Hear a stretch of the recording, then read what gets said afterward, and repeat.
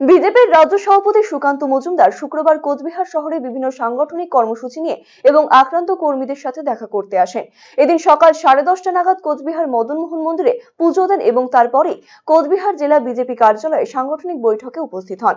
সামনে লোকসভা নির্বাচন, সেই সব বিষয় নিয়ে সাংগঠনিক বৈঠক করবেন এবং পরবর্তীতে আক্রান্ত যারা কর্মী সমর্থক রয়েছেন তাদের বাড়িতে যান, তাদের সাথে দেখা করেন।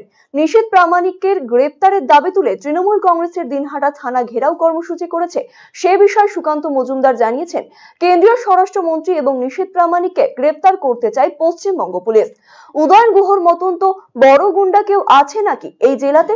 তাকে গ্রেফতার করার তো সাহস পায় না। শুধু তার নেতৃত্বে আমাদের কর্মীদের বাড়িঘর ভাঙচুর এবং বোমাবাজি সহ সন্ত্রাস চলছে জেলা জুড়ে।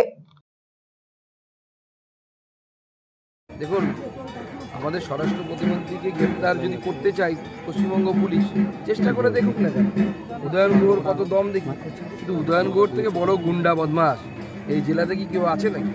কত কেস আছে তার বিরুদ্ধে, কই সে তো গ্রেপ্তার হয় না। সেটা আমাদের কর্মীদেরকে মারধর করা, বাড়িঘর লুট করানো, সবাই তো উদয়ন গুহর উস্কানি আছে। পুলিশ প্রশাসনের যদি ক্ষমতা থাকে সবার আগে তো উদয়ন গুহকে গ্রেপ্তার করে।